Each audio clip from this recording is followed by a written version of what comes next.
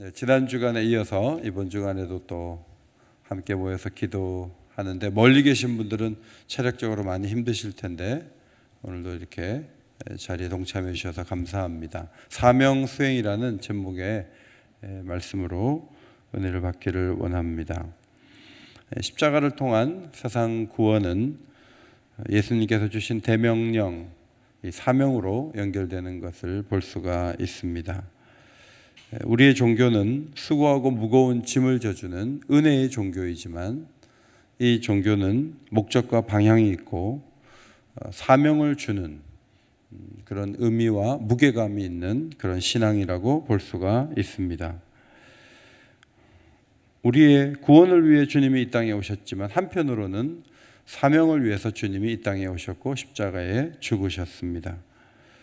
부활하신 예수님이 이 세상에 오래 거하시면서 2000년 동안 살아내시면서 하나하나 일들을 하실 수도 있지만 주님은 승천하시기 전에 제자들에게 교회에 사명을 주셨고 주님은 주님의 길을 가셨습니다. 교회는 구원을 얻는 길에 대해서 말을 해야 되고 또 구원을 받은 성도들로 하여금 말씀을 배우면서 사명을 잘 감당하도록 그렇게 섬기는데 최선을 다해야 할 것입니다.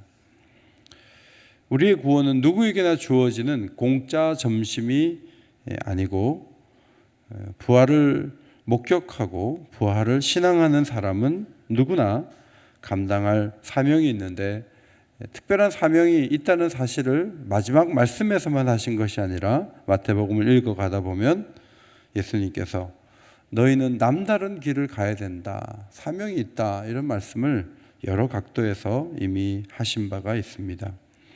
마태복음 13장에 천국의 비유가 많이 나오는데 우리란 누군가, 우리는 밭에 감추인 보화를 발견한 사람들이다. 극히 값진 진주를 발견한 사람이기 때문에 자신의 모든 것을 팔아서 그것을 자기 손에 넣는 것이 결코 손해가 아닌 사람들이다, 이런 말씀을 하신 적이 있습니다. 또 때도 아닌데 무화과 나무에서 열매를 찾듯이 우리의 인생에서 교회 역사에서 주님은 열매를 보기를 원하신다는 것이죠. 때를 따라 양식을 나눠줄 청지기가 주인이 늦게 오리라고 생각해서 자기 마음대로 살면 어떻게 되겠느냐.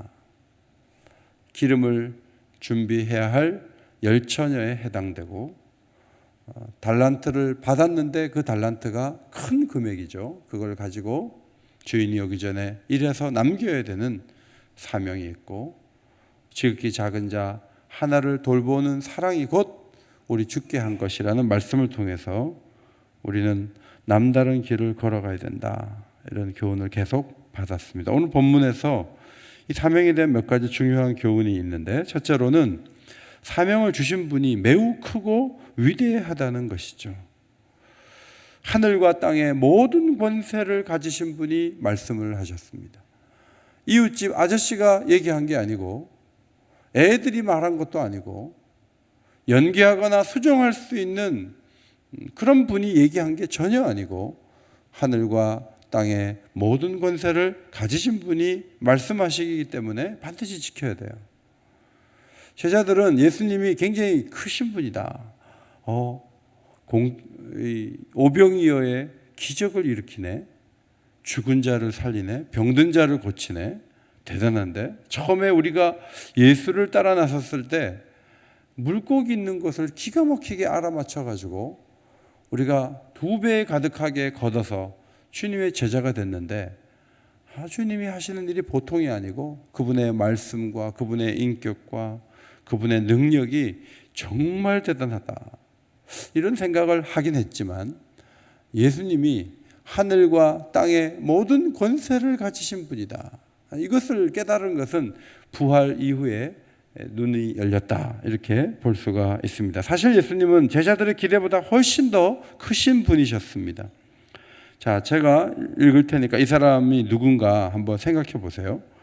기회를 보는데 빠르고 결단력과 무략에 능하여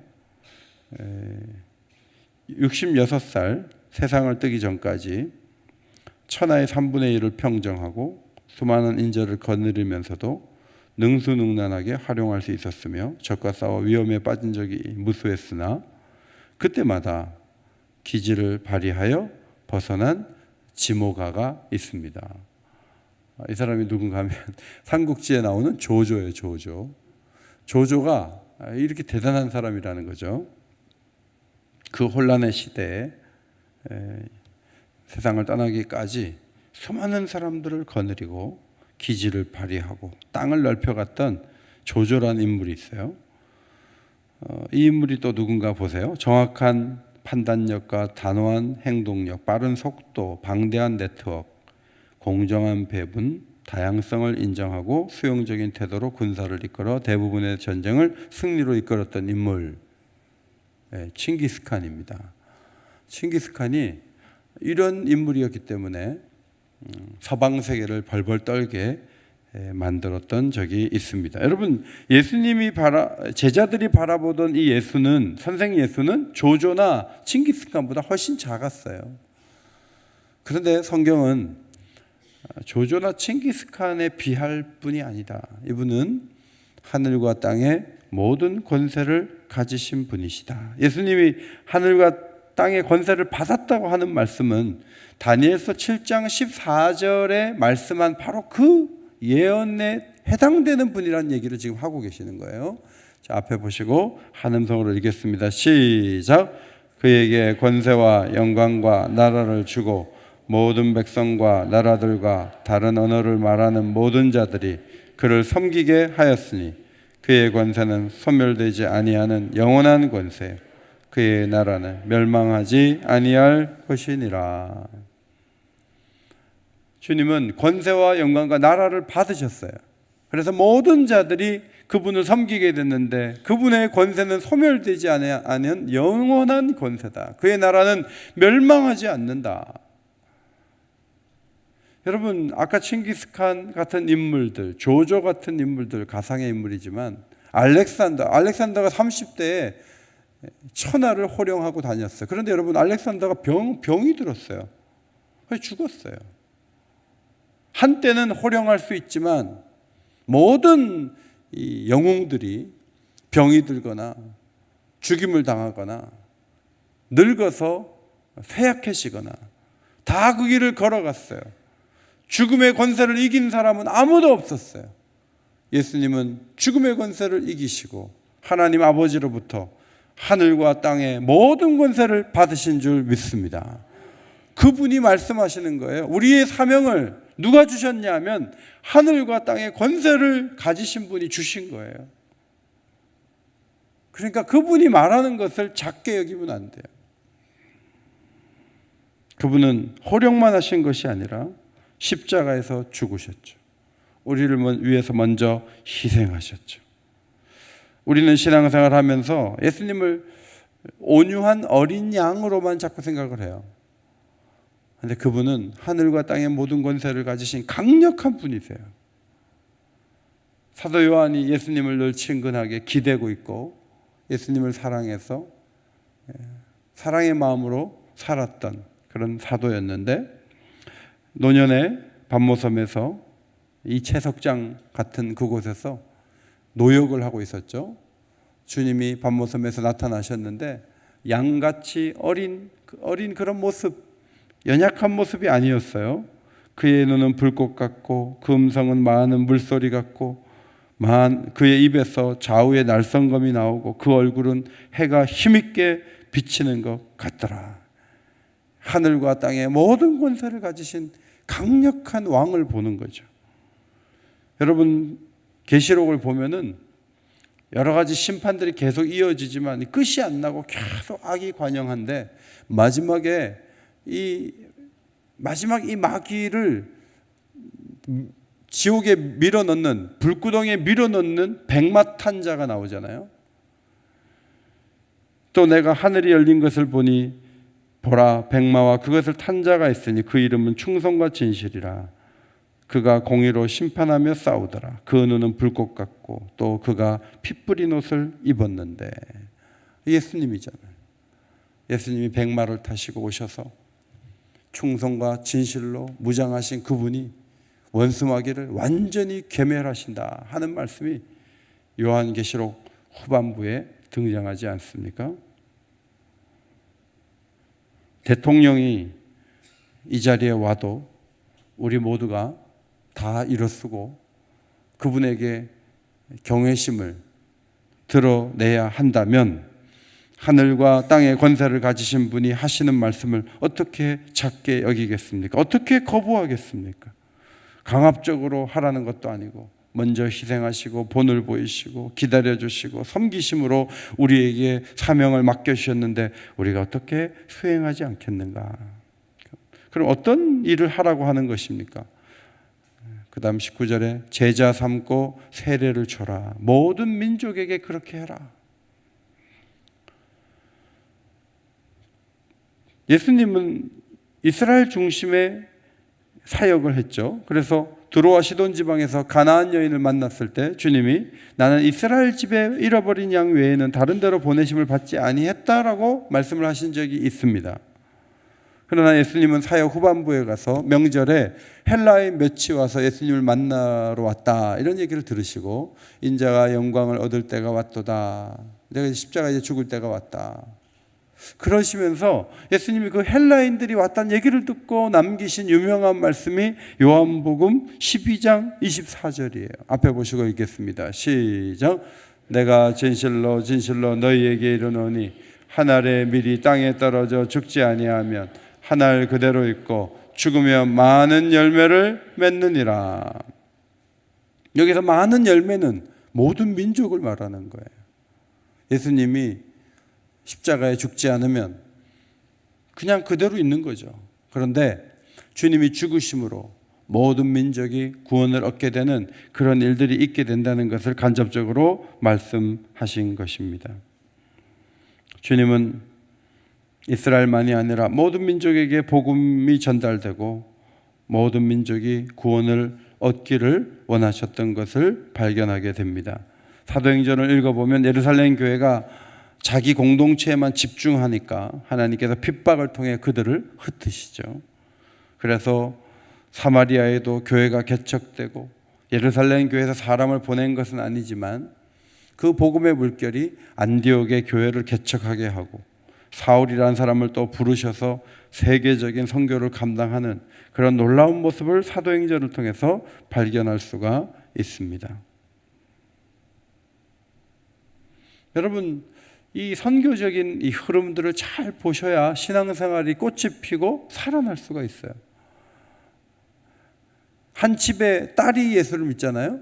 그러면 딸이 뭘 보냐면 나를 통해서 우리 집의 아버지와 믿지 않는 어머니, 믿지 않는 언니 전부 하나님이 구원하시려고 하는 그 계획이 있다는 것을 보게 되면서 기도가 뜨거워지고 신앙이 살아나는 것이지, 나만 구원한 것 같아 해서 혼자만 교회 다니는 것은 그 사람이 차가워지는 길을 가는 것이죠. 한 사람을 부르면 관계망 속에 있는 사람들을 다 부르시는 거예요. 그런 방법으로 주님은 일해 오신 거죠. 그런데 신앙생활을 하다 보면 뭐 해외 많이 나가서가 아니고요, 관심을 모든 민족에게 갖게 되고요. 교회 나온 지 뭐 2, 3년밖에 안 됐는데 단기 선교 가겠다고 뭐 신청을 해가지고 단기 선교 갔다 와가지고 막 뜨거워져가지고 막 그 흐름을 타는 거죠. 이 신앙의 흐름이 그저 자기가 잘 되고 자기 한 사람 복 받고 아무 일도 없어야 되고 고난은 무조건 없어야 되고 그렇게 신앙생활하는 게 아니고 여러 가지 어려움과 힘든 것 있지만 주님이 교회를 세우셔서 모든 민족을 부르시고 그들 가운데 사람을 보내시고 교회로 하여금 보내는 선교사로서의 사명을 감당하게 하시는구나. 여러분, 이럴 때 이 사명을 감당하는 뜨거움이 있는 거죠. 오이코스 작정해라. 그게 나하고 무슨 관계냐. 맨날 뭐 나는 그냥 신앙생활 하기로 나는 이웃 전도하는 관심 없다. 선교사 맨날 뭐 이렇게 자주 오느냐. 나 싫다. 여러분, 그렇게 해갖고는 신앙생활이 절대로 뜨거워지지 않아요. 왜냐하면 모든 민족이 복음을 받고 모든 민족이 주 안에서 세례를 받고 그리고 제자가 되는 것이 교회가 존재하는 목적이라는 거죠. 오늘도 이 새벽에 그 목적을 위해 기도하시기를 주의 이름으로 축원합니다.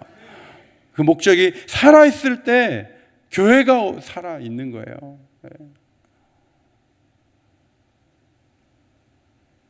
제가 아는 어떤 교회는 우리 교회 한 1.5배 정도 돼요.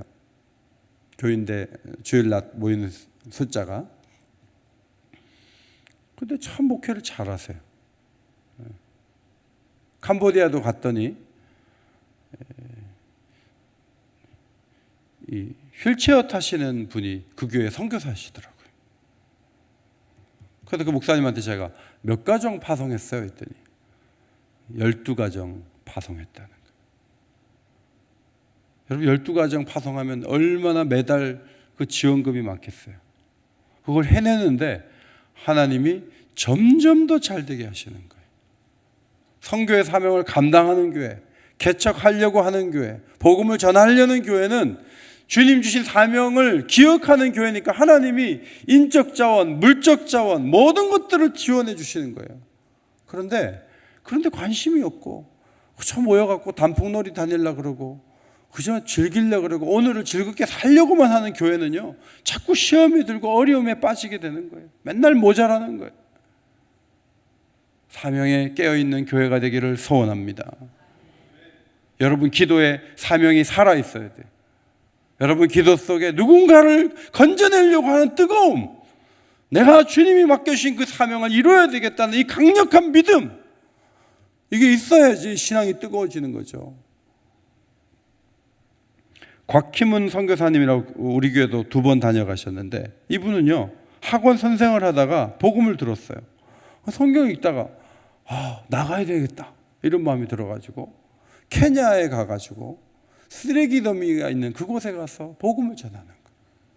그러다가 은혜를 더 받아서 어떻게 됐냐면 이 소말리아 근처까지 가가지고요 무슬림들이 무서운 무슬림들이 있는데 거기다가 기독교 학교를 세웠어요. 거기 어느 무슬림이 애들을 보내겠습니까? 그런데 학교가 없으니까 무슬림들이 그 학교에 애들을 보내는 거예요. 근데 언제 죽을지 몰라요. 그분이 한국을 가끔 오시는데 우리 교회도 이렇게 제가 우리 교회 유튜브에 올린 영상을 이렇게 보면 뭐 조회수가 많아봐야 1000회 전이죠. 뭐 600회, 700회면 많은 거예요. 근데 우리 교회에서 설교하신 설교 강사 조회수를 보니까 뭐 수천 회가 있는 거예요. 이게 누구지? 하고 보니까 곽희문 선교사님이 다녀가신 그 영상을 누군가 많이 본 거예요. 이분이 복음으로 충분합니다. 그 책을 썼고 최근에 쓴 책은 내 이름은 그리스도인입니다. 이 책이에요. 그러니까 이분이 다른 건 다 남지 않는다는 거예요. 우리에게 하나가 남는다면 그리스도인인 거 남는데 그리스도인은 그냥 세례받고 그냥 복받고 사는 사람이 그리스도인이 아니라는 거죠. 그리스도인이 누구냐 하면 선교의 사명을 생명을 걸고 감당하는 사람이 그리스도인이라는 거예요. 생명을 걸고 사명을 수행하는 자가 그리스도이다. 예수를 믿는가 안 믿는가 그 질문만 계속할 것이 아니라 사명을 수행하고 있는가 하지 않고 있는가 여기에 따라서 그리스도이다 아니다 이 기준을 올려놓는 거죠. 중국 교회가 중국에도 전도할 사람이 많은데 무슨 해외 선교까지 감당해 이런 생각을 하고 있었죠. 그러다가 해외 선교에 이제 눈을 들기 시작하고 중국 선교사들 가운데 선교하는 사람들이 나오고 중국 교회가 핍박을 가하면서 중국 교회가 더욱 선교적인 교회가 되어가는 과정을 볼 수가 있습니다. 모든 민족에게 관심을 가져야 되기 때문에 한국에 들어온 200만 명의 외국인들, 여러분들이 외국 사람 점점 많아지니까 불안하다 이렇게 생각하지 마시고 우리가 가서도 복음을 전하는데 한국에 있을 때 예수님 믿고 본국으로 들어가 그 사람이 선교사가 되면 200만 명을 파송하려면 얼마나 힘들겠어요. 하나님께서 이렇게 많은 인적 자원들을 한국에 보내시는데 하나님의 섭리가 있다 하고 외국인들에게 잘해주고 특별히 한국에 들어와 있는 약 3만 명의 탈북자들, 여러분 북한을 들어가기가 제일 어렵고 지금 북한에서 공연한 것 영상이 전송돼서 우리가 보고 있잖아요. 기적 같은 일이 지금 일어나고 있는데 북한에서 나온 이 탈북자들, 세터민들, 이들을 잘 섬김으로 어떻게 보면 땅끝과 같은 북한이 복음화되는 그 놀라운 역사도 언젠가 이루어 주옵소서 기도하며 준비하는 우리 모두가 되기를 소원합니다. 예수님이 그럼 무슨 지원을 해주시겠다고 하시는가? 20절 말씀에 세상 끝날까지 너희와 항상 함께 하리라. 볼지어다 내가 세상 끝날까지 너희와 항상 함께 하리라. 예수님께서 함께 하시겠다 이렇게 약속을 하셨습니다. 몽골의 태무진 앞에 끌려온 자무카라는 인물이 죽어가면서 유언한, 큰 소리치면서 유언한 내용이에요. 나를 죽여 그 뼈를 높은 곳에 놓아라. 그러면 내가 영원히 그대의 후손들을 보호할 것이며 그들에게 복이 되겠다. 이렇게 큰 소리를 쳤어요. 자기의 뼈가 그대의 후손들을 보호한다. 배짱이 두둑한 그런 얘기지만 무슨 뼈가 후손을 보호하겠습니까? 그런데 예수님은 세상 끝날까지 너희와 항상 함께 하시겠다. 어떻게 함께 하십니까? 첫째로는 성령을 교회에 부어주셨어요. 성령은 그리스도의 영이에요. 그래서 오늘도 성령이 이곳에 임재하시면서 함께 하시는 줄 믿습니다. 우리 안에 성령이 계시잖아요. 그러니까 예수님이 우리와 동행한다는 말씀이에요. 두 번째로는 예수님이 진리이신데 진리인 말씀이 생각나게 하심으로 그 진리 가운데 살아감으로 예수님과 동행하는 거죠. 예수님이 얼마나 놀라운 분인가는 진리를 알고 행하는 데 있는 거예요. 그러면 예수님이 동행하는 게 무슨 의미인지를 깨달을 수 있는 삶이 가능하다. 세 번째로는 우리가 세례를 받는 거죠. 세례는 그리스도와 연합한 거잖아요. 신비로운 연합. 그래서 세례를 받음으로 우리가 그리스도와 연합되어 있다. 네 번째로 교회 생활을 통해서 주님이 동행하신다는 걸 깨달아요. 저는 교회를 이렇게 보면 주님이 굉장히 교회를 사랑하신다는 것을 느껴요. 목회를 하다 보면 놀랍게 교회를 도와주세요. 지혜를 주시고 적절하게 인도해 주세요. 그래서 교회에 대해서는 너무 염려하지 않으셔도 돼요. 교회의 머리는 우리 주 예수님이신 줄 믿습니다. 서로가 또 지체되는 이 관계들 속에서 교회의 부요함과 풍성함, 주님이 함께 하신다는 것을 깨달을 수가 있는 것이죠. 주님은 우리 자손들과도 함께 하세요. 예수님에게도 주님이 되시고 어머니에게도 주님이 되시고 나의 주님이 되시고 우리 딸에게도 주님이 되시는 거예요. 모든 시대를 뛰어넘어 주님이 우리와 동행하신다는 것이죠. 함께 하시는데 때로는 곁에 있는 것 같지 않아요. 그런데 고난이 오면 주님은 더 가까이 오시죠. 교회가 모든 민족을 제자 삼으라는 이 말씀을 잘 가르치기 위해서는 교회가 계속 성도들이 성장해야 됩니다. 하나님 말씀 가운데 성장하고 예수 그리스도를 아는 지식이 점점 더 깊어지고, 그렇게 되기 위해서 베드로 사도가 강조한 말씀을 기억할 필요가 있어요. 모든 비방하는 말을 버리고 갓난아이들 같이 순전하고 신령한 저주를 사모하라. 이는 그로 말미암아 너희로 구원에 이르도록 자라게 하려 함이라. 누군가 가르치려면 자라야 되잖아요. 올해도 계속 성장하시기를 바랍니다. 자라야 돼요. 자라야 누군가에게 영향을 줄 수가 있는 것이죠. 지금 믿지 않는 자들이 많고 세속의 물결이 너무 거세게 일어나서 오히려 교회가 위협을 당하고 있는 것이 현실이지만, 그러나 하늘과 땅의 모든 권세를 가진 주님이 영원히 우리와 함께 하시겠다. 그분의 약속은 변함이 없다.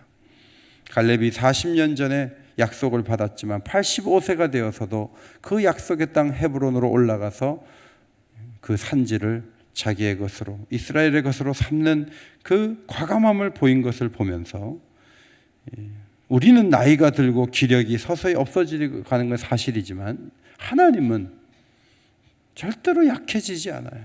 아무리 세월이 흘러도 그분의 능력이 줄어들지 않아요. 섬이 하나님께서 영원히 함께 하신다. 오늘도 기도하는 자의 기도를 들으신다. 도우신다. 열매를 맺게 하신다. 이 사실을 마음속에 믿고 오늘도 간절히 그분의 사랑 가운데 기도할 수 있는 복된 새벽이 되시기를 주의 이름으로 축원합니다.